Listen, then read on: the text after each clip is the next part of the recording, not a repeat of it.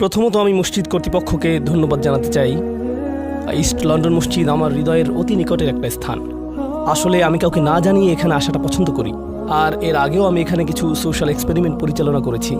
কয়েক মাস আগে আমি এখানে এসেছিলাম। সম্ভবত বিষয়টা আমি আগেও বলেছিলাম যে কয়েক মাস আগে আমি এখানে এসেছিলাম জুমার নামাজে অংশ নেওয়ার জন্য। তখন আমি শ্রোতাদের মাঝে ছিলাম, একটা হুডি পরিহিত ছিলাম, তাই কেউ আমাকে চিনতে পারেনি। আর মাথা নিচু করে রেখেছিলাম। আমি দেখতে চেয়েছিলাম যে ধরা পড়ে যাই কিনা, কিন্তু না, ধরা পড়িনি। গোটা সময়টাতেই আমি অজ্ঞাত থাকতে পেরেছিলাম। জুমার নামাজের সময় একজন ব্যক্তি পাশ থেকে উকি দিয়েছিলেন, আর আমিও তাড়াতাড়ি আমার হিজাব সামলে নিয়েছিলাম। এরপর আর কোনো সমস্যা হয়নি। কিন্তু যাই হোক, আপনাদের আতিথেয়তায় আমি আপ্লুত।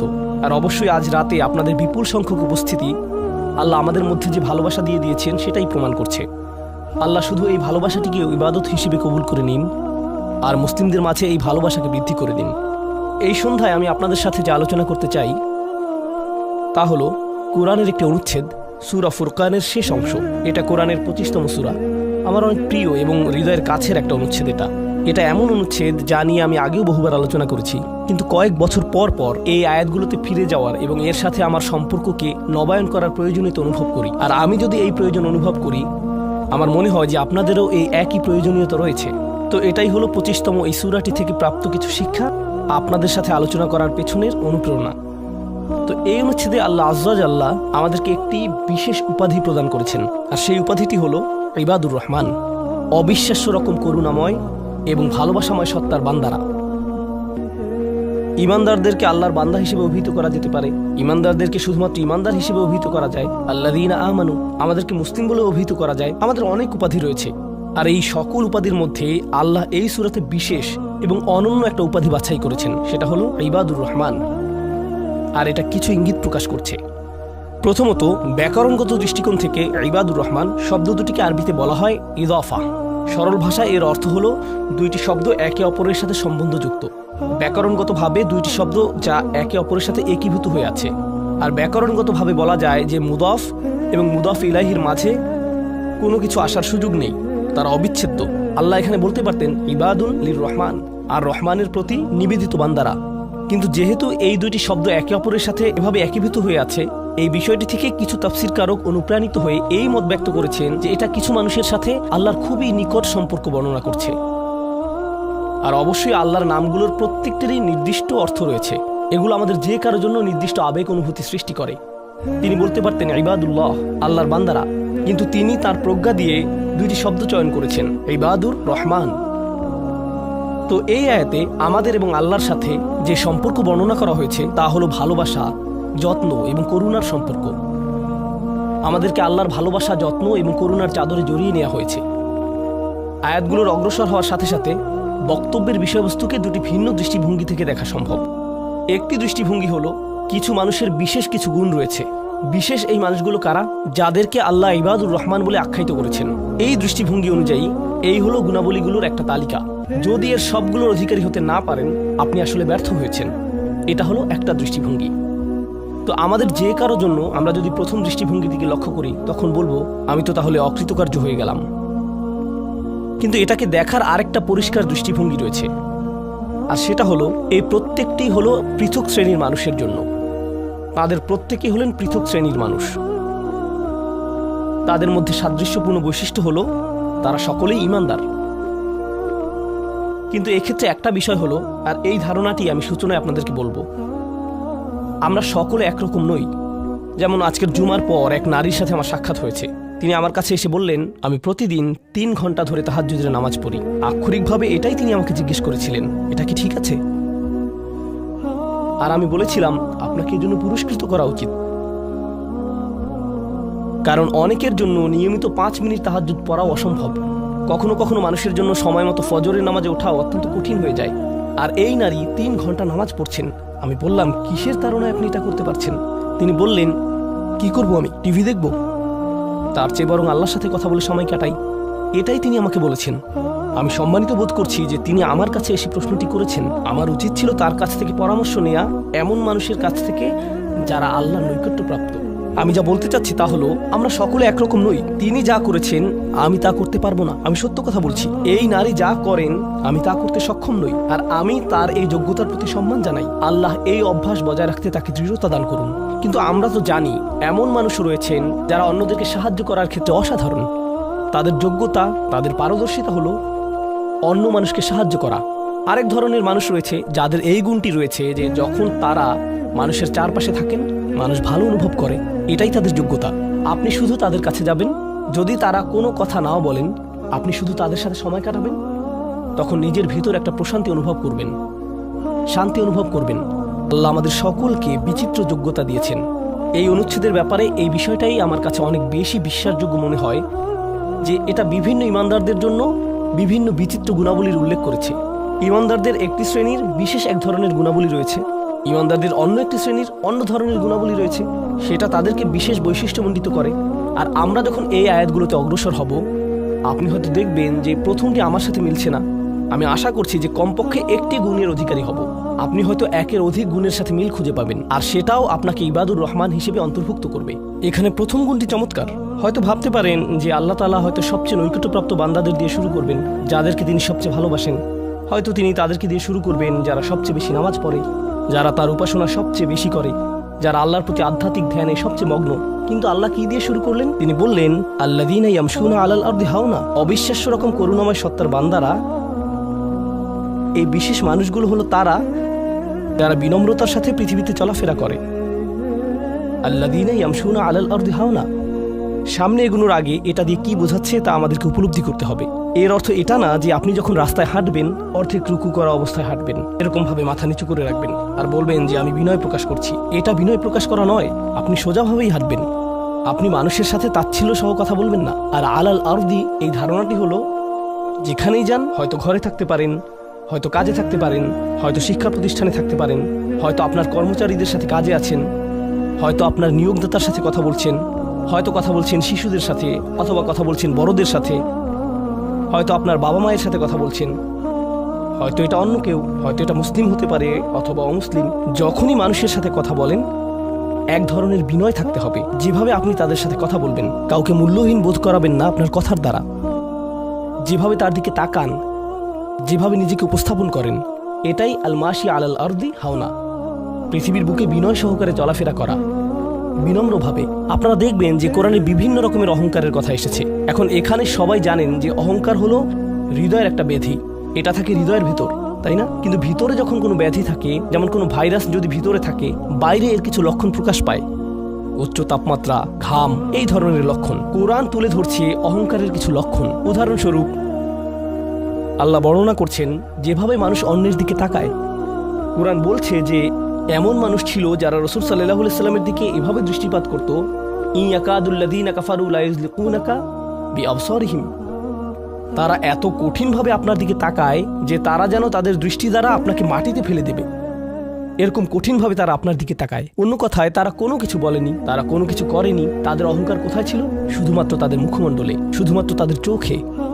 তো তরুণদের জন্য এটা একটা উপদেশ।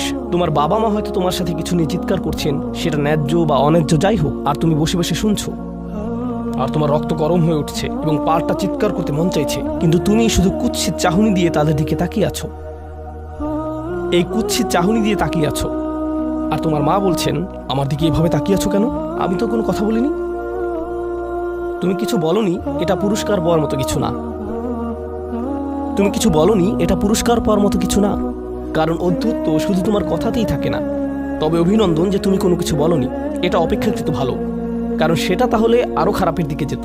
কিন্তু এক ধরনের অধ্যত্ব, ক্রোধ এবং বিনয়ের অভাব আমাদের চোখে মুখে ফুটে ওঠে। সুম্মা নজর, সুম্মা আবাসা অবাসার, সুম্মা আদবার ওয়াস্তাকবার।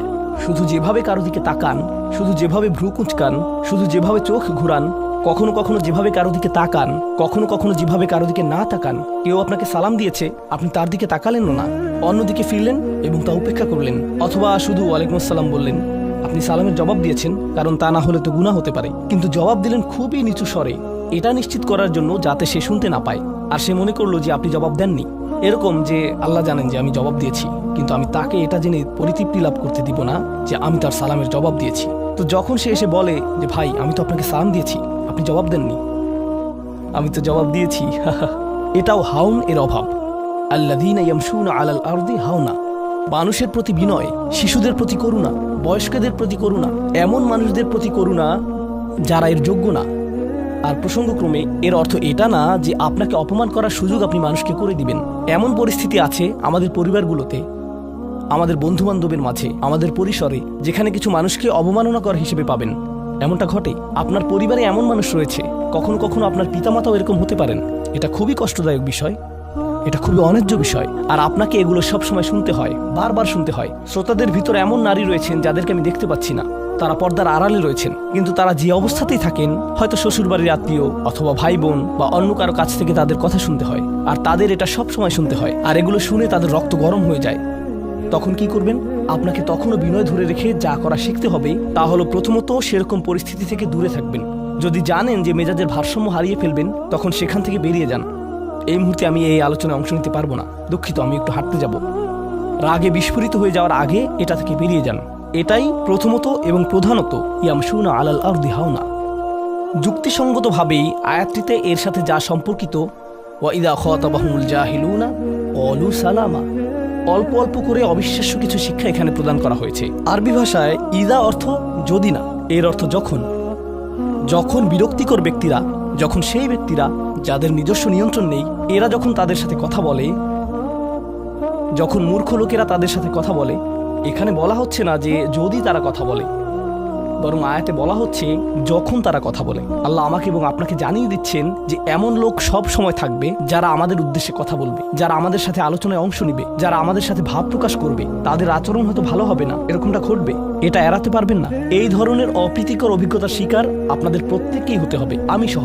এমন লোক থাকবে যারা জাহেল। এখানে জাহেল অর্থ উপলব্ধি করুন। জাহেল অর্থ শুধুমাত্র মূর্খ না। যখন মুসা আলাইহিস সালামকে গরুর বাছুর সম্পর্কে জিজ্ঞেস করা হলো, তিনি বলেছিলেন যে তোমাদেরকে একটি গরু কুরবানি করতে হবে। আর তারা বলেছিল, তুমি কি তামাশা করছো? আতাত্তাখিযুনা হুজুয়া, তুমি কি আমাদের সাথে উপহাস করছো? আমাদেরকে গরু কুরবানি করতে হবে? এখানে আমাদের সামনে জটিল পরিস্থিতি রয়েছে, কিন্তু কোনো গরু কুরবানির প্রয়োজন নেই। তিনি আসলেই রেগে গেলেন। আপনারা জানেন যখন মুসা আলাইহিস সালাম রেগে যান, তখন তিনি কিছু একটা করে ফেলতে পারেন। তো তিনি তৎক্ষণাৎ আল্লাহর কাছে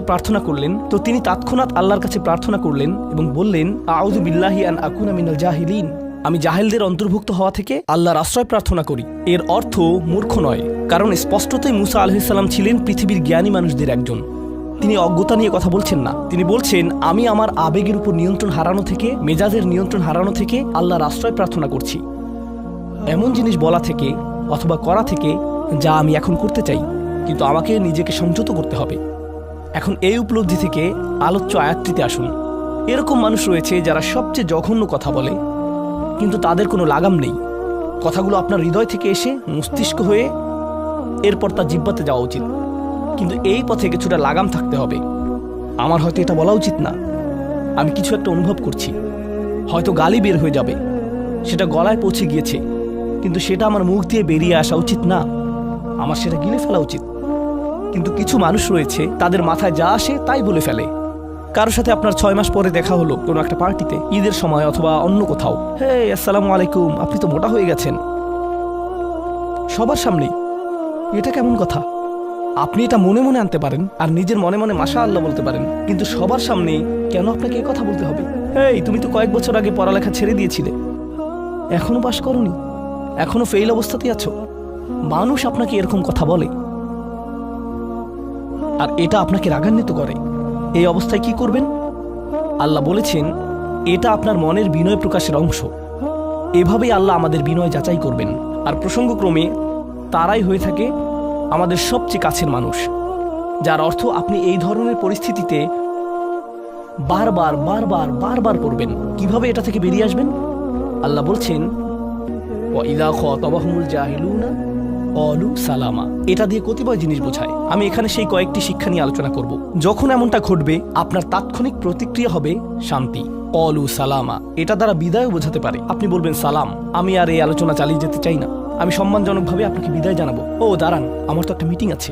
এর বাকি অংশটুকু আপনি মনে মনে বলতে পারেন আল্লাহর সাথে দোয়া করার জন্য, কিন্তু এটা তার কাছে প্রকাশ করার প্রয়োজন নেই। শুধু বলুন যে আমার একটা মিটিং আছে, আর সেখান থেকে চলে আসুন, কারণ আপনি এটা নিতে পারবেন না।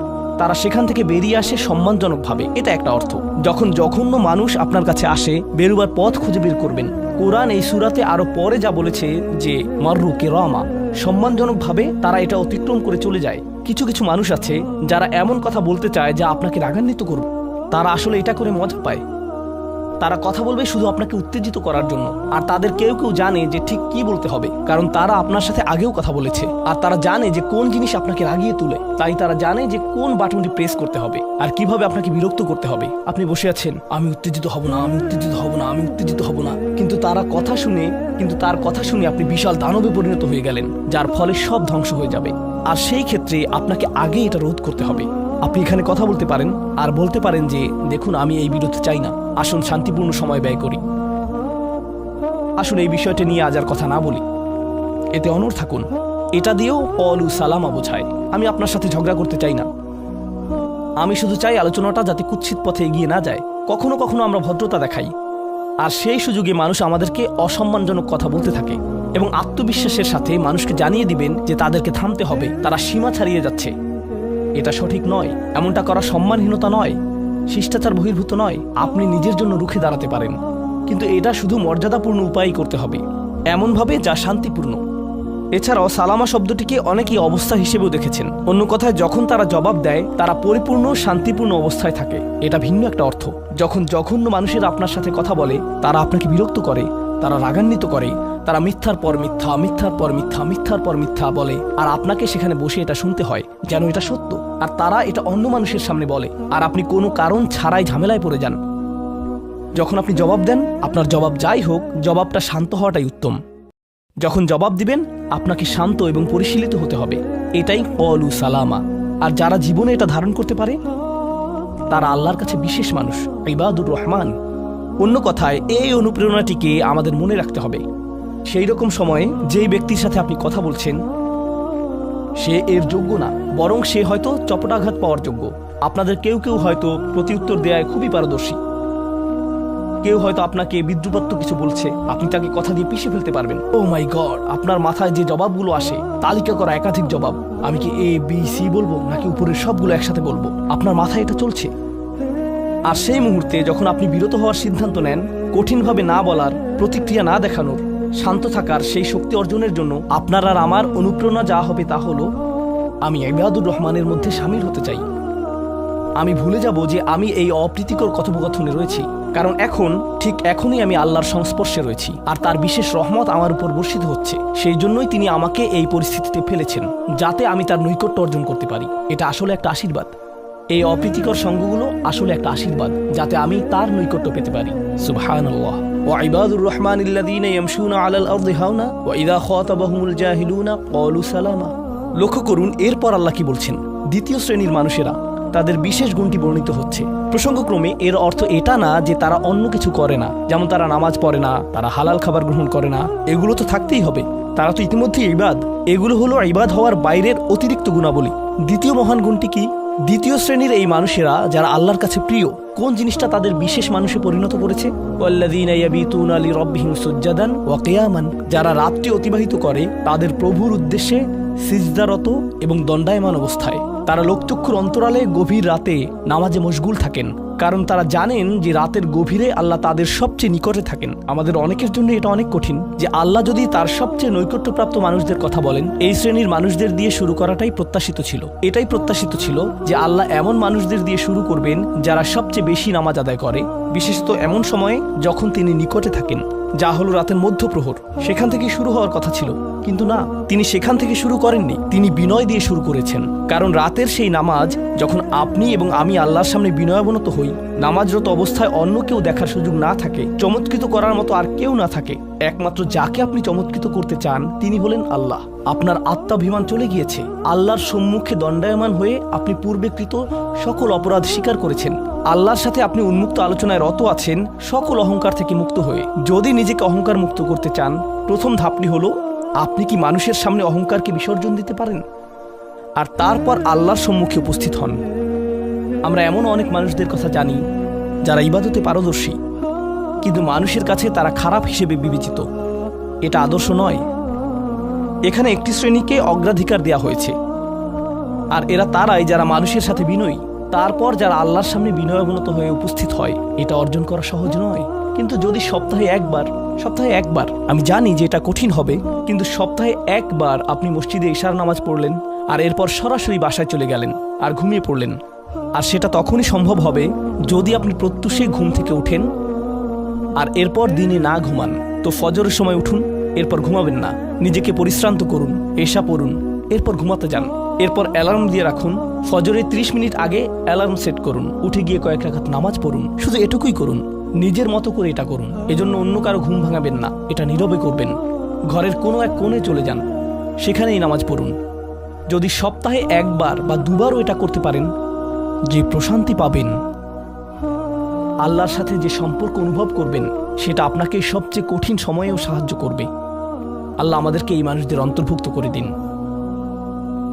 ওয়াল্লাযীনা ইয়াবিতুনা লিরাব্বিহিম সুজদান ওয়া কিয়ামা। এরপর আসছে তৃতীয় ধরনের মানুষের কথা। ওয়াল্লাযীনা ইয়াকুলুনা রাব্বানা ইসরিফ আন্না আযাবা জাহান্নাম ইন্না আযাবাহা কানা গরামা ইন্নাহা সাআত মুস্তাকাররা ওয়া মুকামা। এই মানুষেরা শুধু একটি দোয়া করে, দোয়ার তালিকা নয়, তাদের একমাত্র দোয়া হলো, ইয়া আল্লাহ, আমি জাহান্নামে যেতে চাই না। অন্য যেখানেই রাখেন, জাহান্নামে নয়, আমাকে জাহান্নামে রাখবেন না, আমাদেরকে জাহান্নামের শাস্তি থেকে দূরে রাখুন। অবস্থান করার জন্য এটা বিভৎস একটা জায়গা, আমি এটা এক মুহূর্তের জন্যও দেখতে চাই না। আমি সেখানে স্বল্পস্থায়ীভাবে থাকতে চাই না, আর আমি সেখানে দীর্ঘস্থায়ীভাবেও থাকতে চাই না। দোয়াটি মনোযোগ দিয়ে শুনুন। ইন্নাহা সাআত মুস্তাকাররা ওয়া মুকামা। প্রথমত, এটা একটা শাস্তি, এটা বিশাল একটা সাজা। আমি সেখানে স্বল্প মেয়াদের জন্য থাকতে চাই না, আর আমি সেখানে দীর্ঘমেয়াদের জন্যও থাকতে চাই না। কিছু মানুষ রয়েছে যারা সেই একই রোগে আক্রান্ত হয়েছে, উম্মার মধ্যে, মুসলিমদের মধ্যেই একই রোগ যা বনী ইসরাঈলেরও ছিল। তারা বলেছিল, আল্লাহ আমাদেরকে শাস্তি দিবেন না, ইল্লা আইয়ামাম মা'দুদা, দিলেও কয়েকদিনের জন্য। মুসলিমদের মনোভাবও এমন হয়েছে, তারা বলে, আল্লাহ আমাদের শাস্তি দিবেন, কিন্তু তা তো চিরদিনের জন্য না, তাই না? আমরা মুসলিম, একসময় আমরা ঠিকই বেরিয়ে আসবো। ঠিক আছে, ভালো, আমি জাহান্নামে যাব, কিন্তু এটা হবে দীর্ঘ সাপ্তাহিক ছুটির মতো, আর তারপর আমার আর সমস্যা নেই। দেখুন আল্লাহর নৈকট্যপ্রাপ্ত মানুষদের দোয়া। তারা আল্লাহকে বলছেন, ও আল্লাহ, আমি জাহান্নামে যেতে চাই না, স্থায়ীভাবে না, অস্থায়ীভাবেও না। আমি স্বীকার করছি যে অবস্থানের জন্য এটা বিভৎস একটা জায়গা, মুস্তাকাররান ওয়া মুকামা। শুধু থামার স্থান হোক অথবা চিরকালীন স্থান হোক, আমি এগুলোর কোনোটাই চাই না। এর অনেক অন্তর্নিহিত অর্থ রয়েছে, আমি আপনাদের শুধু একটির কথা বলছি।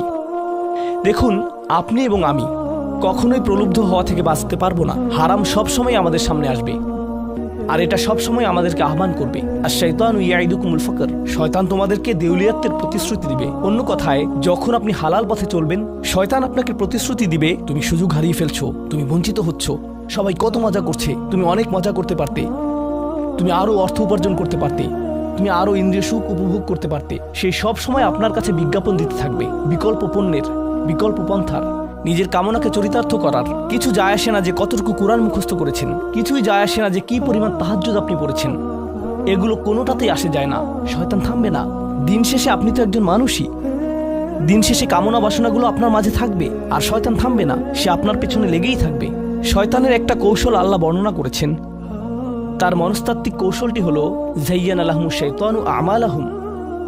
শয়তান তাদের কাজগুলোকে তাদের কাছে আকর্ষণীয় করে দেয়। শয়তান আপনার কাছে আসবে, আপনাকে প্রলুব্ধ করবে, তখন আপনি বলবেন, হ্যাঁ এটা খারাপ, কিন্তু আমি তো অনেক ভালো কাজও করি। হ্যাঁ, আমি এলোমেলো কাজ করছি, কিন্তু আমি তো নামাজও পড়ছি, আর আমি তো কাফেরও না, তো সমস্যার কিছু নেই, আর এইবার করেই আমি থেমে যাব। এমন না যে আমি এটা করতেই থাকবো, শুধু একবারই করব। এভাবে নিজেকে সব ধরনের যুক্তি দিতে থাকেন, নিজে নিজে এটাকে বৈধতা দিতে থাকেন।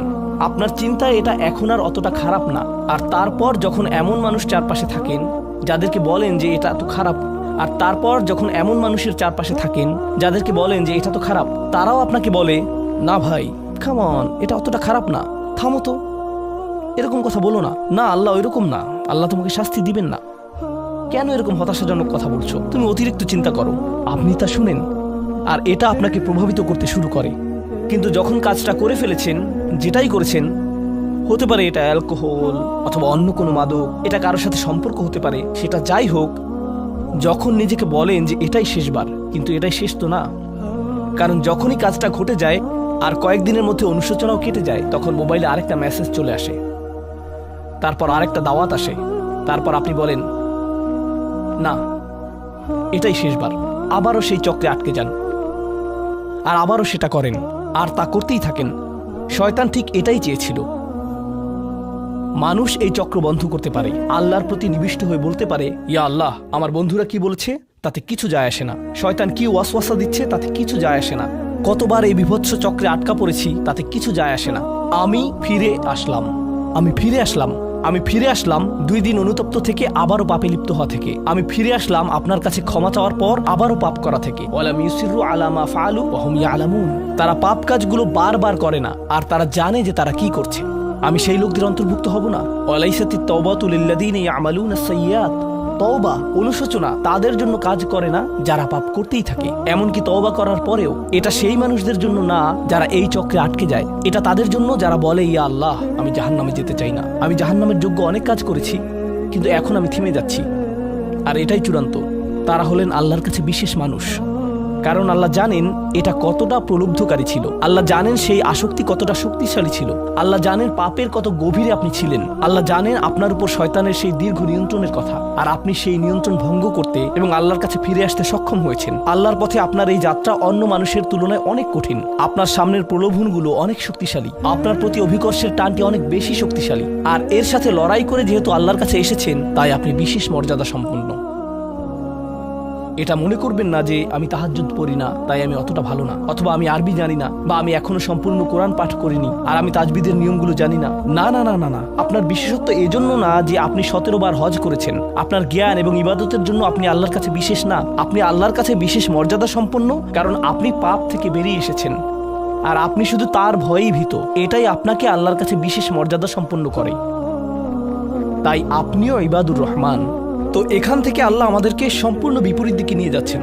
এই প্রত্যেক শ্রেণী সম্পর্কে চিন্তা করুন, কিভাবে এগুলো আপনার সাথে প্রাসঙ্গিক, কিভাবে আপনি আল্লাহর কাছে বিশেষ মর্যাদা সম্পন্ন হতে চান, কিভাবে আপনি আল্লাহর নৈকট্য পেতে চান, কিভাবে আমি আল্লাহর নৈকট্য পেতে চাই। আমাদের কাছে এটা আসলে কতটা মূল্যবান। পাপ হলো এক প্রকারের ভালোবাসা। আমরা এর মোহে পড়ে যাই, আমরা এতে আসক্ত হয়ে যাই। আর এই অনুচ্ছেদটি আসলে ভালোবাসার একটা প্রতিযোগিতা। কারণ আপনি ইন্দ্রিয় সুখ ভালোবাসেন, আপনি এই পাপগুলোকে ভালোবাসেন আর আপনি তা ছাড়তে চান না, কারণ এতে আপনার সুখানুভূতি নষ্ট হবে। আর অন্যদিকে আল্লাহ বলছেন, আমি আমার নিজের দ্বারা সেই সুখকে প্রতিস্থাপন করে দিব, আমি এটাকে আমার নৈকট্য দ্বারা প্রতিস্থাপন করে দিব। আল্লাহ এই সুযোগ দিয়েছেন। আপনার নিজেকে এই সমীকরণের আলোকে সিদ্ধান্ত নিতে হবে।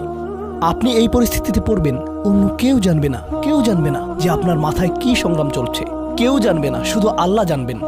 আর প্রসঙ্গক্রমে উদাহরণস্বরূপ আপনাদের কেউ কেউ যখন হারাম সম্পর্কে জড়ান, নিশ্চিত বলছি না, আপনাদেরকে অভিযুক্ত করছি না, কোনো মানুষ, আপনারা না, কোনো মানুষ যাদেরকে আপনারা চিনেন, তারা হয়তো অনৈতিক সম্পর্কে জড়িত আর আপনি তা থেকে বের হতে চাচ্ছেন। তো আপনি এই আলোচনা শুনে তাকে মেসেজ দিলেন, আমি আর এটা করতে পারবো না। সে উত্তর দিল, তুমি কি আমাকে ভালোবাসো না? তুমি এখন আমাকে ঘৃণা করো? তুমি কি মনে করো যে আমি তোমার জাহান্নামে যাবার কারণ? আমি কি এতটাই খারাপ? এখন আপনি বলছেন, না তুমি অতটা খারাপ না, না আমি তোমাকে ভালোবাসি, তুমি মোটেই খারাপ না, তুমি অনেক ভালো।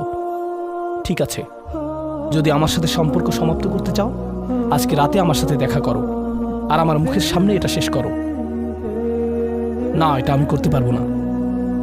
ঠিক আছে, তুমি আমাকে ঘৃণাই করো, আচ্ছা ঠিক আছে, আমি আসছি। এটা আবার শুরু হয়ে গেল। আর এরপর আপনি আবারও তওবা করতে চান।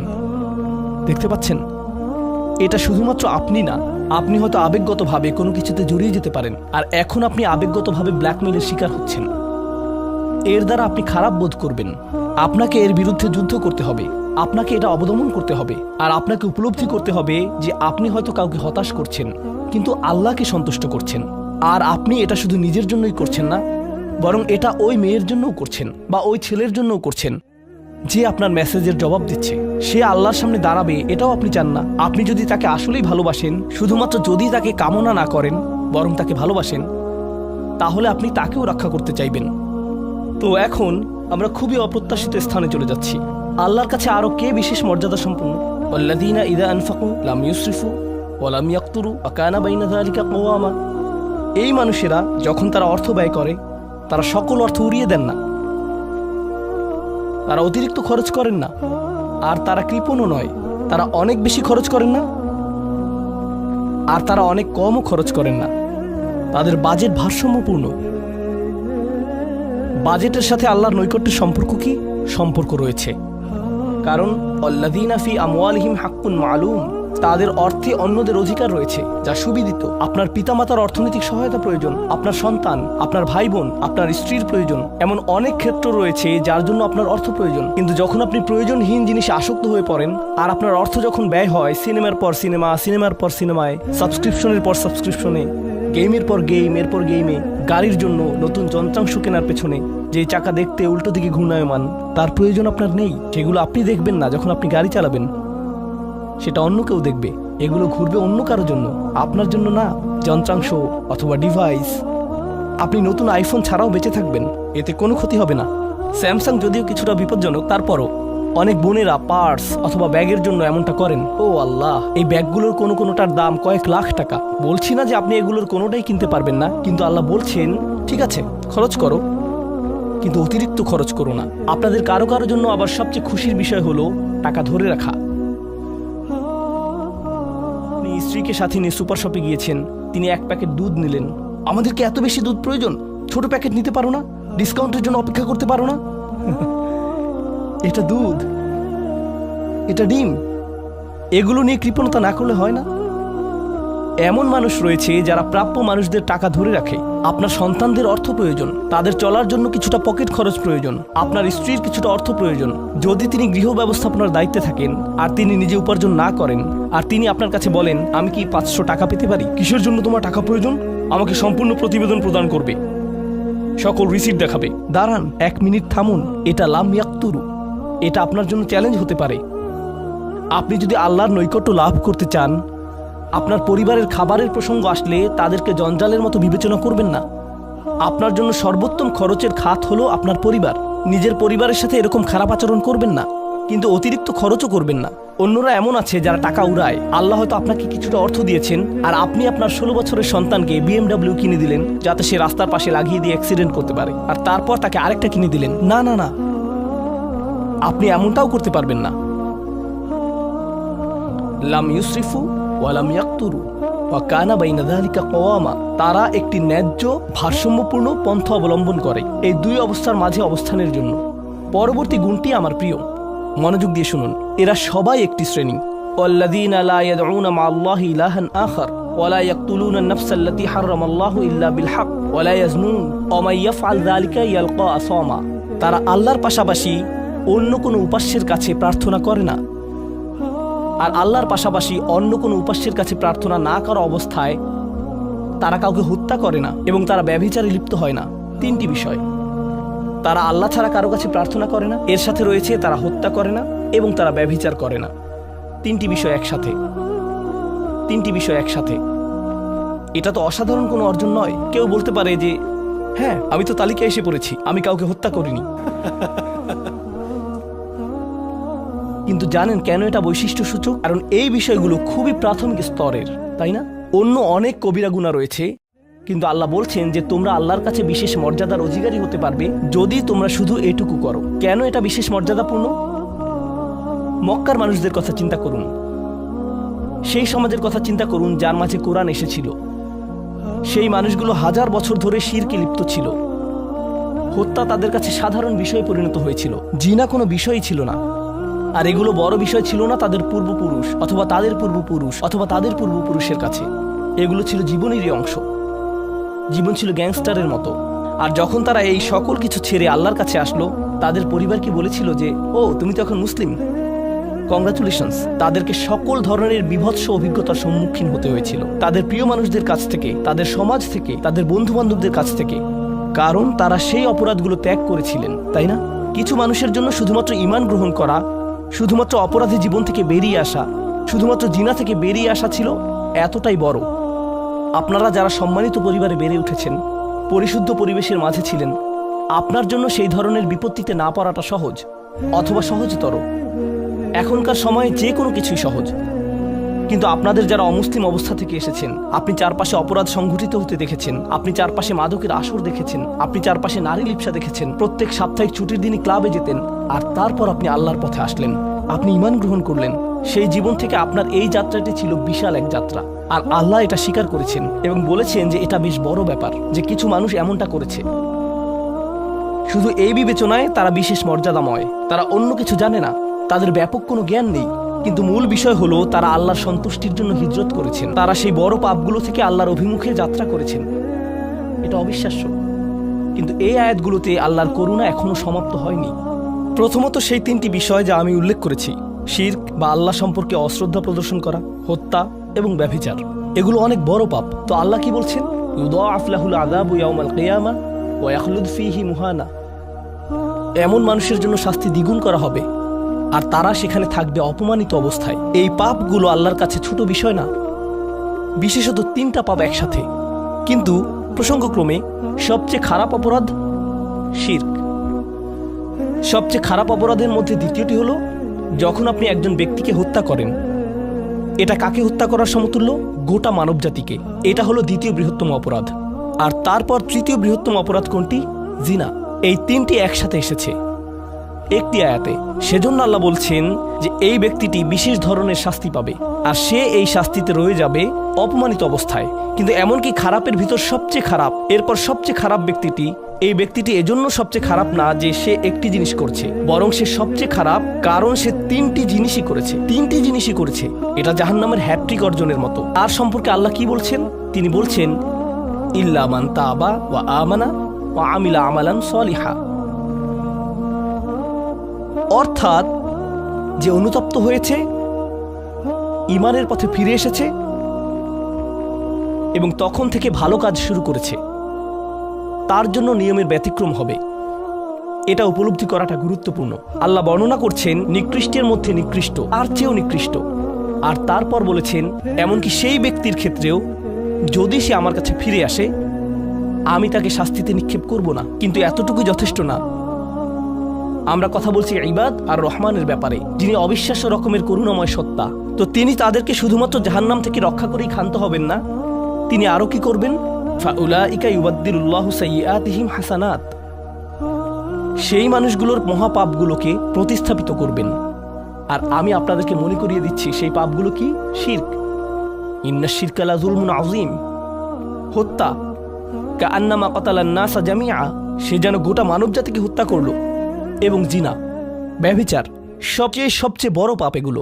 আল্লাহ বলছেন যে পাহাড় সমান তাদের এই সমগ্র পাপ কাজগুলোকে আমি প্রতিস্থাপন করে দিব ভালো কাজ দিয়ে। কিন্তু তারা এখনো কোনো ভালো কাজ করেনি, তারা এখনো নামাজ পড়েনি, তারা এখনো ইবাদত করেনি, তারা এখনো হজ করেনি, তারা এখনো দান করেনি। তারা মূলত যা করেছে তা হলো অনুতপ্ত হয়েছে। আর এখন থেকে তারা ভালো কাজ করবে। আল্লাহর জন্য এতটুকুই যথেষ্ট। তাদের পাহাড় সম পাপগুলো নিবেন যা তাদেরকে চিরকাল জাহান্নামে নিক্ষেপ করতে অপমানিত অবস্থায়, আর তিনি এই পাহাড় সম পাপগুলোকে নিয়ে পাহাড় সম ভালো কাজে পরিবর্তিত করে দিবেন। এটাই আল্লাহ করবেন তাওবাকারীদের জন্য। আপনিও বিশেষ মর্যাদার অধিকারী হবেন, শুধু তাওবা করুন। তো আপনি যখন বসে বসে এটা শুনছেন আর ভাবছেন আমি তো বেশ বড় ভুল করে ফেলেছি, এখানে হয়তো এমন কেউ বসে আছে যিনি কাউকে হত্যা করেছেন, এরপর জেলে গিয়েছেন এবং মুক্তি পেয়েছেন। কিভাবে আল্লাহ আমাকে ক্ষমা করবেন? আপনাদের কেউ কেউ হয়তো ব্যভিচারের ভুল করে ফেলেছেন, আল্লাহ আপনাদেরকে রক্ষা করুন। আপনাদের কেউ কেউ হয়তো সেই পথে অগ্রসর হচ্ছেন, আপনাদের কেউ কেউ হয়তো শিরক করেছেন। সকল ধরনের অপরাধ সংঘটিত হচ্ছে আর মানুষ সকল ধরনের অপরাধে লিপ্ত হচ্ছে। আপনি যদি তওবা করেন এবং আল্লাহর কাছে ফিরে আসেন, এই সকল অপরাধ শেষ হয়ে যাবে। কিন্তু এরপর আপনাকে ভালো পথে চলতে হবে। ওয়া আমিলা আমালান সলিহা ফাউলাইকা ইউবাদদিলুল্লাহু সাইয়্যাতিহিম হাসানাত। অন্য কথায়, যখন আপনি আল্লাহর কাছে ফিরে আসবেন, এটা প্রকৃত অর্থেই প্রত্যাবর্তন হতে হবে, এটা কৃত্রিম হতে পারবে না। ওয়া কানাল্লাহু গফুরুর রহিমা। আর আল্লাহ সর্বদাই ক্ষমাশীল, অতিমাত্রায় ক্ষমাশীল, সর্বদা প্রেমময়, যত্নশীল এবং করুণাময়। আমার সময় ফুরিয়ে যাচ্ছে, কিন্তু আপনাদের সাথে আরো কয়েকটা বিষয় শেয়ার করতে চাই। আসুন এই তালিকাটা প্রথমে শেষ করি, এটা শেষের দিকে।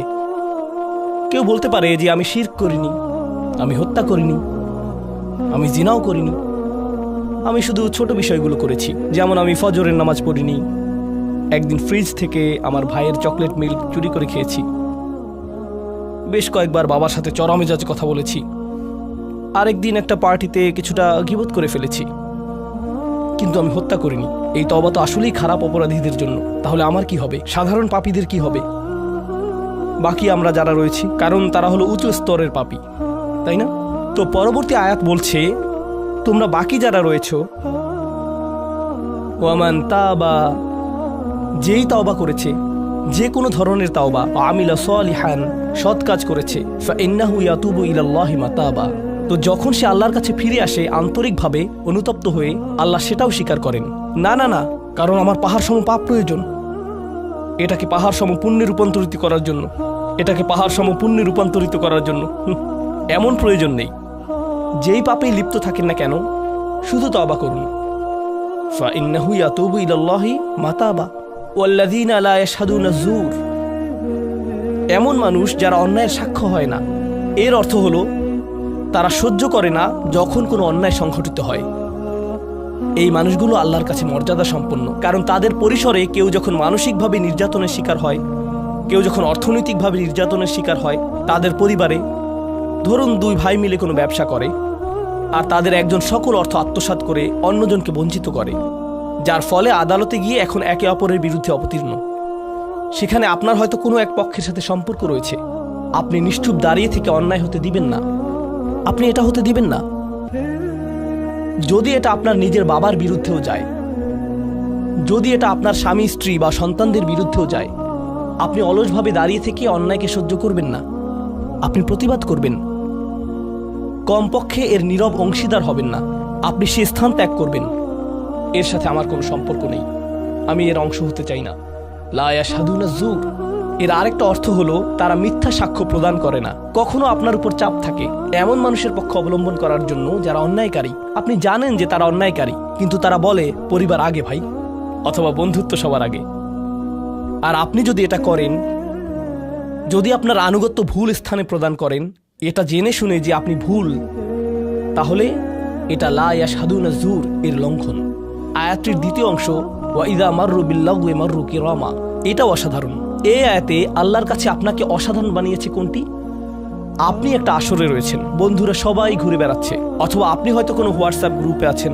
আজকাল যোগাযোগের বিভিন্ন মাধ্যম রয়েছে, আর এই সকল যোগাযোগের মাঝে মানুষ যুক্তিহীন কথা বলে থাকে, মানুষ একে অপরের বিরুদ্ধে গীবত করে, তারা একে অপরের প্রতি বিদ্রূপ করে, তারা একে অপরের সময় নষ্ট করে।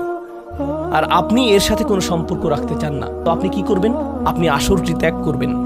কিন্তু আপনি প্রথমে একটা লেকচার দিবেন না যে এগুলো সবই অর্থহীন, তোমরা নিজেদের সময় নষ্ট করছো, আস্তাগফিরুল্লাহ, আমি তোমাদেরকে আল্লাহর দিকে ডাকছি এবং তওবা করতে আহ্বান জানাচ্ছি, তোমরা এই ভিডিওটি দেখো, আমি এই আসর ত্যাগ করছি না। অথবা আপনি কোনো পার্টিতে রয়েছেন আর বললেন আস্তাগফিরুল্লাহ, তোমরা সবাই গীবত করছো, আমি এখান থেকে চলে যাচ্ছি। ওয়া ইযা মাররু বিল্লাগwi মাররু কিরামা, যখন তারা এই ধরনের আসরের পাশ দিয়ে যায়, যখন তারা এই ধরনের পরিস্থিতির সম্মুখীন হয়, তারা সেখান থেকে বেরিয়ে আসে সম্মানজনক উপায়ে, মাররু কিরামা। অন্য কথায় তারা তাদের নিজস্ব মর্যাদা রক্ষা করে, তারা এমন অবস্থায় পড়ে না যা অন্যদেরকে এবং তাদের নিজেদেরকে অপমানিত করে। আর এই প্রক্রিয়ায় তারা অন্য কাউকে খারাপ বোধও করায় না, তারা সম্মানজনক অজুহাত তৈরি করে এবং নিজেদেরকে সেই পরিস্থিতি থেকে বের করে আনে। ওয়া ইযা মাররু বিল্লাগwi মাররু কিরামা। আর সবশেষে ওয়াল্লাযীনা ইযা যুক্কিরু বিআয়াতি রাব্বিহিম লাম ইয়াখিরু আলাইহা, আসলে এখনো শেষ হয়নি, আপনাদের ভালো বোধ করার জন্য বললাম। ওয়াল্লাযীনা ইযা যুক্কিরু বিআয়াতি রাব্বিহিম লাম ইয়াখিরু আলাইহা সুম্মান ওয়া উমিয়ানান, এটা জুমায় অংশগ্রহণকারীদের জন্য। যখন তাদেরকে স্মরণ করিয়ে দেয়া হয়, তারা অন্ধ এবং বধিরের মতো পড়ে থাকে না। অন্য কথায় তারা সেগুলো উপেক্ষা করে না, তারা সেগুলোকে হালকাভাবে গ্রহণ করে না। তারা কিছু শোনার পর বলে না যে হ্যাঁ, এটা আমার সম্পর্কেই বলেছে, এটা ঠিকই আমার বিবেককে আঘাত করেছে, কিন্তু আমি ভুলে যাব যে এটা আমি শুনেছি, আমি ভান করব যে এটা আমার সম্পর্কে না এবং এটা নিয়ে চিন্তা করব না। তারা ইচ্ছাকৃত বধির না, আর তারা ইচ্ছাকৃতভাবে অন্ধও না। সেই স্মরণিকার প্রতি যা তাদেরকে প্রদান করা হয়েছে, এটা ছিল আপনার সম্পর্কে, এটা ছিল আপনার কার্যকলাপ সম্পর্কে, আপনার উদ্দেশ্য সম্পর্কে। আর এখন আপনি এটা আর নিতে পারছেন না, কারণ আপনি পরিবর্তিত হতে চান না। বাল ইউরিদুল ইনসানু লিয়াফজুরা আমামা, মানব জাতি শুধু তার সামনে যা রয়েছে তাতে নিমজ্জিত হয়ে যেতে চায়। প্রলোভনগুলো এতটাই মজবুত। আর কোরআন উলিন নুহা সম্পর্কে বলছে, তারা এমন মানুষ যারা নিজেদেরকে সংযত করতে পারে। আপনাকে স্মরণ করিয়ে দেয়া হচ্ছে নিজেকে সংযত করার জন্য, আর আপনি বলছেন আমি সংযত হতে চাই না, আমি এই অবস্থাতেই ভালো আছি। আমি ইতিমধ্যেই কাজটি করার দিন, তারিখ এবং স্থান নির্ধারণ করে ফেলেছি এবং টিকিটও করে ফেলেছি। এরপর এই খুতবাটি আমার মুড নষ্ট করে দিল, তো আমি এখন একটা বার্গার খাবো এবং খুতবায় যা শুনেছি তা নিয়ে চিন্তা করব না। তারপর সেখানে যাব যেখানে আমি যেতে চেয়েছিলাম। খুতবাটা বেশ দেরিতে শোনা হয়েছে। সেই মানুষেরা এমনটা করে না। যখন কোনো স্মরণিকা শ্রবণ করে নিজেদের উপর এর প্রভাব পড়তে দেয়, তারা এটাকে পরিবর্তন ঘটানোর সুযোগ দেয়। এটাই তাদেরকে আল্লাহর কাছে বিশেষ মানুষে পরিণত করে। প্রসঙ্গক্রমে কখনো কখনো আপনার ভিতরে ঘটে যাওয়া সেই পরিবর্তন অন্য কেউ দেখে না, অন্য কেউ জানে না সেই পাপ সম্পর্কে যার দিকে আপনি অগ্রসর হচ্ছিলেন। সেটা শুধুই আপনি এবং আল্লাহর মাঝে সীমাবদ্ধ, আর আল্লাহ আপনাকে তার ইবাদ হিসেবে গণ্য করেন, কারণ আপনি সেই পরিবর্তন ঘটিয়েছেন। তো এখন যেহেতু আমরা সমাপ্তির দিকে যাচ্ছি, এটাই এখানে বর্ণিত শেষ গুণ। এই মানুষেরা শুধুমাত্র নিজেদের নিয়ে উদ্বিগ্ন না, বরং তারা তাদের পরিবার নিয়ে উদ্বিগ্ন। والذين يقولون ربنا هب لنا من أزواجنا وذرياتنا قرة أعين। হে প্রভু, আমাদের স্ত্রী এবং আমাদের সন্তানদের দ্বারা আমাদেরকে চক্ষু শীতলতা দান করুন, যার অর্থ দুইটি জিনিস। আমি জটিলতা পরিহার করে আপনাদেরকে সরলভাবে কুররাতা আয়ুনিন এর অর্থ বুঝিয়ে বলছি। প্রথম অর্থ হলো, ইয়া আল্লাহ, অন্য সকল কিছু আমাকে পীড়িত করে, অন্য সকল কিছু আমাকে অসুবিধায় ফেলে, কিন্তু যখন আমি আমার স্ত্রীর কাছে আসি এবং আমার সন্তানদের কাছে আসি, ইয়া আল্লাহ, এই স্থানটিকে আমার জন্য প্রশান্তিদায়ক করে দিন।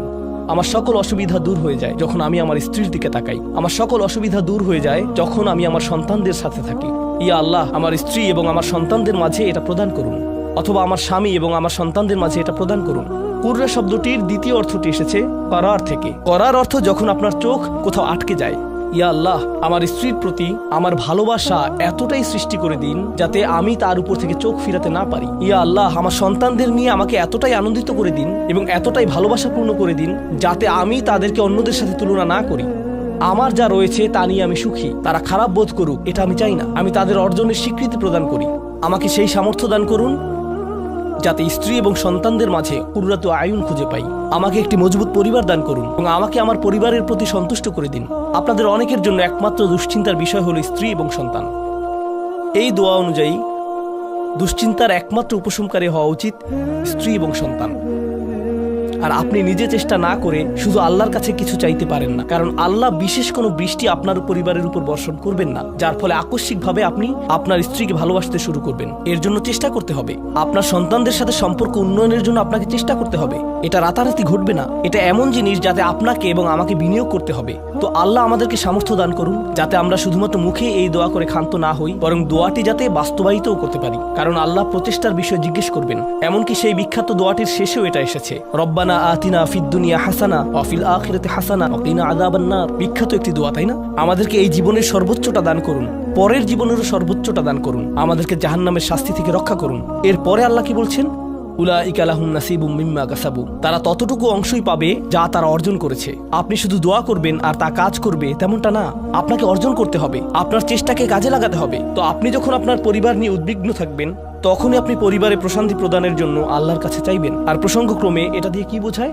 যে সকল স্বামীরা যারা লন্ডন শহরে রাত 2টা-3টা পর্যন্ত সীসা বারে সময় কাটান, কিন্তু বাড়িতে তাদের স্ত্রীদের কাছে যান না, কারণ তারা তাদের স্ত্রীদের মাঝে কোনো প্রশান্তি খুঁজে পান না, আর তাদের স্ত্রীরা তারাও তাদের স্বামীদের মাঝে কোনো প্রশান্তি খুঁজে পান না। যখন তারা বলবেন, না ভাই আমাকে বাড়ি যেতে হবে, তখন তারা আল্লাহর কাছে বিশেষ মর্যাদা সম্পন্ন হয়ে উঠবেন। যখন তারা সন্তানদের সাথে সময় ব্যয় করবেন, সন্তানদের থেকে তাদের চোখ সরে যায় না, আর যেহেতু আপনার চোখ তাদের থেকে সরছে না, এর অর্থ আপনি আসলে তাদের সাথে রয়েছেন, এর অর্থ আপনি আসলে সন্তানদের সাথে সময় ব্যয় করছেন এবং সেটা উপভোগ করছেন। এই বিষয়টি আপনাকে আল্লাহর কাছে বিশেষ মর্যাদা সম্পন্ন করে তুলেছে। তাদের জন্যই উলাইকা ইউজজাউনাল গুরফাতা বিমা সাবারু। আর আমাদেরকে মুত্তাকিনদের নেতা হিসেবে কবুল করুন, সৎকর্মশীলদের নেতা হিসেবে কবুল করুন। আমাদের সন্তানদেরকে ভালো সৎকর্মশীল জীবন দান করুন, যার ফলে যখন আমি আপনার সম্মুখে দাঁড়াবো, ইয়া আল্লাহ, আমার পরিবারের সদস্যদের কাজের কারণে আমার সৎকর্মের পরিমাণ শুধু বৃদ্ধিই পাবে।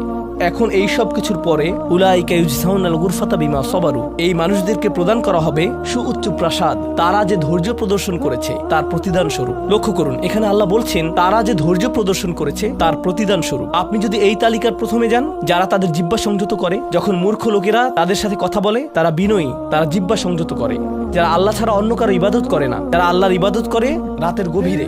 এই তালিকাটি যা আমরা আলোচনা করলাম, তাদের প্রত্যেকেরই প্রয়োজন অধ্যাবসায়, মজবুতি, দৃঢ়তা এবং প্রতিজ্ঞা। আর সবর শব্দটি দিয়ে এটাই বোঝায়। এই মানুষগুলো পুরস্কৃত হবেন তারা যে দৃঢ় প্রতিজ্ঞা দেখিয়েছেন তার জন্য। তারা এর জন্য প্রতিজ্ঞাবদ্ধ ছিলেন। ওয়ায়ুলাক্কাউনা ফিহা তাহিয়াতান ওয়া সালামা, তাদেরকে সেখানে অভ্যর্থনা করা হবে অভিবাদন ও সালাম সহকারে। আল্লাহ তাদের জন্য অভিবাদন প্রেরণ করবেন। আল্লাহ শুধুমাত্র তাদেরকে ভালোবাসবেন না, বরং তিনি তাদেরকে এখন সম্মানিতও করছেন। এরা হলেন আল্লাহ কর্তৃক বিশেষ পুরস্কার প্রাপ্ত। খালিদিনা ফিহা হাসুনাত মুস্তাকাররা ওয়া মুকামা। তারা অবিশ্বাস্য সেই সম্মানের মাঝে এবং সেই সুউচ্চ প্রাসাদের মাঝে চিরকাল থাকবেন। কি চমৎকার স্থান, স্বল্পকালীন এবং চিরকালীন অবস্থানের জন্য। তো আল্লাহ এটাকে জাহান্নামের সাথে তুলনা করেছেন, তাই না? জাহান্নামীরা বলবে, আমি এখানে স্বল্পকালের জন্যও থাকতে চাই না, চিরকালের জন্যও থাকতে চাই না। আল্লাহ বলেছেন, জান্নাতের স্বাদ যদি তুমি সামান্য পরিমাণেও পাও, তুমি এটা আকাঙ্ক্ষা করবে, তুমি এটা চিরকালের জন্য চাইবে। আল্লাহ আমাদের সকলকে চিরকালের জন্য জান্নাতে প্রবেশ করান। আমরা সর্বশেষ আয়াতে এসেছি। আমি জানি যে আমি অতিরিক্ত সময় নিয়েছি, প্রশ্ন উত্তরের জন্য আপনাদের কিছুটা সময় আমার দেওয়া উচিত। আমার আর 4-5 মিনিট প্রয়োজন। শেষের এই আয়াতটি গভীর তাৎপর্যপূর্ণ। এই সূরাটির শেষ আয়াত, এটা এই অনুচ্ছেদটিরও শেষ আয়াত। এই তালিকা যা আপনাকে বিশেষ মর্যাদা সম্পন্ন করবে, তার সাথে এর কোনো সম্পর্ক নেই। আয়াতটি কুরাইশ এবং গোটা মানব জাতিকে উদ্দেশ্য করে বলা হয়েছে, আর রাসূলকে বলা হলো যে কিভাবে সৃষ্টিকর্তার নৈকট্য অর্জন করা যাবে। এই তালিকা যেহেতু এখন প্রদান করা হলো, তাহলে আর সমস্যা কোথায়? কুল মা ইয়াবাউ বিকুম রাব্বি লাউলা দুআউকুম ফাকাদ কাযাবতুম ফাসাউফা ইয়াকুনু লিজামা। এই আয়াতটিকে ব্যাখ্যা করার বেশ কয়েকটি দৃষ্টিভঙ্গি রয়েছে। আমি সরলভাবে এর কয়েকটি আপনাদের সাথে শেয়ার করতে চাই। সময় স্বল্পতার কারণে আমি ভাষাতাত্ত্বিক আলোচনায় যাব না। আমি শুধু অন্তর্নিহিত অর্থগুলোর সহজ বাংলা বর্ণনা করব। আল্লাহ একদিকে বলছেন, আল্লাহর সম্মুখে তোমাদের কি গুরুত্ব আছে, আল্লাহর সামনে তোমাদের কি মূল্য আছে, তোমরা কি মনে করো, তোমরা যখন আল্লাহর সামনে উপস্থিত হবে কি মূল্য তোমাদের থাকবে। মানবজাতি হিসেবে তোমাদের একটা মর্যাদা দেয়া হয়েছে যা অন্য কাউকে দেয়া হয়নি। দুআউকুম, তোমরা নিজেদের ইচ্ছায় আল্লাহকে ডাকতে পারো। আল্লাহকে ডাকতে হলে তোমাদের নিজস্ব ইচ্ছা শক্তিকে প্রয়োগ করতে হয়। পাহাড়, গাছ, পাখি, তাদের কোনো নিজস্ব ইচ্ছা নেই, তারা আল্লাহকে ডাকতে বাধ্য। ওয়া ইম মিন শাইইন ইল্লা ইউসাব্বিহু বিহামদিহি ওয়ালাকিন লা তাফকাহুনা তাসবিহাহুম। তোমরা আল্লাহর কাছে মূল্যবান যদি একটি জিনিস না থাকে, আর তা হলো তোমাদেরকে বাছাই করা হয়েছে তাকে ডাকার জন্য, কিন্তু তোমরা সেই দায়িত্বকে পরিত্যাগ করেছো। ফাকাদ কাযাবতুম, আল্লাহকে ডাকার এই আমন্ত্রণকে তোমরা মিথ্যা সাব্যস্ত করেছো। ফাসাউফা ইয়াকুনু লিজামা, এই শাস্তি তোমাদেরকে পরিত্যাগ করবে না। এটা হবে এমন জিনিস যা থেকে তোমরা মুক্ত হতে পারবে না। এটা প্রথম অর্থ। আয়াতটির আরেকটি অর্থ হলো, আল্লাহ কাফেরদের এবং যারা সকল ধরনের পাপ কাজ করে তাদেরকে বলছেন, আমার কাছে তোমাদের কোনো মূল্য নেই। আর তোমাদের এখনো টিকে থাকার একমাত্র কারণ হলো তোমাদের মধ্যে কিছু মানুষ রয়েছে যারা এখনো আমাকে ডাকে। পৃথিবীর বুকে এখনো কিছু ইমানদার রয়েছে যারা এখনো আল্লাহর উদ্দেশ্যে ক্ষমা প্রার্থনা করে, আর তারাই একমাত্র কারণ যে জন্য তোমরা এখনো বেঁচে আছো। আয়াতের তৃতীয় অর্থটি কাফেরদের উদ্দেশ্যে এবং এমন মুসলিমদের উদ্দেশ্যে যারা আল্লাহ থেকে অনেক দূরে রয়েছে, তাদের জন্য এটা প্রযোজ্য। আল্লাহ বলেছেন, তোমাদের কি মূল্য রয়েছে আমার কাছে? তোমরা নামাজ পড়ো না, তোমরা আনুগত্য করো না, তোমরা হালাল উপার্জন করো না, তোমরা সকল আদেশ লঙ্ঘন করো, কিন্তু কোনো কারণে মরিয়া হয়ে যদি তুমি আমাকে ডাকো, তারপরও আমি তোমাকে যথাযোগ্য মূল্যায়ন করব। এখনো তোমাকে সুযোগ দিয়ে যাচ্ছি, লাউলা দুআউকুম, কিন্তু মোটের উপর তুমি এখনো এই সকল কিছুকে মূল্যহীন বিবেচনা করছো। তুমি স্বীকার করছো না যে আমি তোমাকে যা কিছু দিয়েছি এবং যা কিছু করতে বলেছি তা আসলে তোমার কাছে অর্থবহ। তুমি এই সকল কিছুকে মূল্যহীন এবং মিথ্যা বিবেচনা করছো। তোমার এই স্বভাব পরিবর্তন করো, কারণ শীঘ্রই এটা স্থায়ীভাবে লেগে থাকা শাস্তিতে পরিণত হবে। আল্লাহ এটা বলেননি যে তোমাকে শাস্তি দেয়া হবে, বরং তিনি বলেছেন শীঘ্রই তোমাকে শাস্তি দেয়া হবে, শীঘ্রই তুমি এটা থেকে আর মুক্ত হতে পারবে না। অর্থাৎ তোমার জন্য এখনো সুযোগ রয়েছে, বদলে যাও। আয়াতটির আরেকটা অর্থ হলো, হে কুরাইশরা, যদি আল্লাহ তোমাদেরকে কোরআনের মাধ্যমে আহ্বান না করতেন, তাহলে অন্য কোন জিনিস তোমাদেরকে মূল্যবান সাব্যস্ত করত? আল্লাহ তোমাদেরকে এই কিতাবটি দিয়ে সম্মানিত করেছেন, আর সর্বোপরি আল্লাহ আপনাকে এবং আমাকে এই কোরআন দিয়ে সম্মানিত করেছেন। তারপরেও তোমরা এটাকে সম্পূর্ণরূপে অগ্রাহ্য করছো। তোমরা এই কিতাবের কোনো মূল্যায়ন করছো না, আল্লাহর এই বাণীকে মূল্যায়ন করছো না। এখনো সময় আছে, নিজেকে সংশোধন করো এবং আল্লাহ তার কথা বলার জন্য যে তোমাদেরকে বেছে নিয়েছেন তার গুরুত্ব অনুধাবন করো। আয়াতটির সর্বশেষ অর্থ, আল্লাহ তোমাদেরকে শাস্তি দেওয়া পছন্দ করেন না। আয়াতাংশটির ভাষাতাত্ত্বিক একটি অর্থ হলো, তোমাদেরকে শাস্তি দেওয়ার জন্য আল্লাহ আগ্রহী নন, তার কোনো উদ্দেশ্য এবং আকাঙ্ক্ষা নেই তোমাদেরকে শাস্তি দেওয়ার। কিন্তু আল্লাহ ছাড়া অন্য কাউকে ডাকার যে অপরাধ তোমরা সংঘটিত করেছো তা এতই বড় যে এর জন্য শাস্তি দিতেই হবে। অন্য কথায় আল্লাহ আপনাকে শাস্তি দিচ্ছেন যদিও তিনি চান না। মা ইয়াফআলুল্লাহু বিআযাবিকুম, তোমাদেরকে শাস্তি দিয়ে আল্লাহর কোনো প্রাপ্তি নেই। আপনাকে শাস্তি দিয়ে আল্লাহর কি পাওয়ার আছে? আল্লাহ এখানে বলছেন, আমি তোমাদেরকে শাস্তি দিতে চাই না, কিন্তু তোমাদের অপরাধগুলো অনেক বড়, আর শীঘ্রই এই শাস্তি স্থায়ী হয়ে যাবে। এই মুহূর্তে এগুলো অস্থায়ী, তোমরা এগুলো মুছে ফেলতে পারো। তাই এখনো ফিরে আসো, আল্লাহর দিকে ফিরে আসো। আমাদেরকে এই সকল সুযোগ দেওয়ার পর শুধুমাত্র তার কাছে ফিরে আসাই না, বরং তার নৈকট্য লাভের সুযোগ দেওয়ার পর সবশেষে তিনি বলছেন, কেন তোমরা শাস্তি পেতে চাও? আমি তো তোমাদেরকে শাস্তি দিতে চাই না, তোমরা শুধু ফিরে আসো। আল্লাহ সহজ করে দিন যাতে আমরা এই বিষয়গুলোকে হৃদয়ের গভীর থেকে অনুধাবন করতে পারি, এবং তিনি আমাদেরকে তাদের অন্তর্ভুক্ত করুন যাদের প্রভাবে চারপাশের পথভ্রষ্ট মানুষদের এবং চারপাশের আল্লাহর অবাধ্য মানুষদের হৃদয়ও কোমল হয়ে যায় এবং তারাও আল্লাহর কাছে প্রত্যাবর্তন করে। বারাকাল্লাহু লি ওয়া লাকুম ফিল কুরআনিল হাকিম ওয়া নাফা'নি ওয়া ইয়্যাকুম বিল আয়াতি ওয়া যিকরিল হাকিম।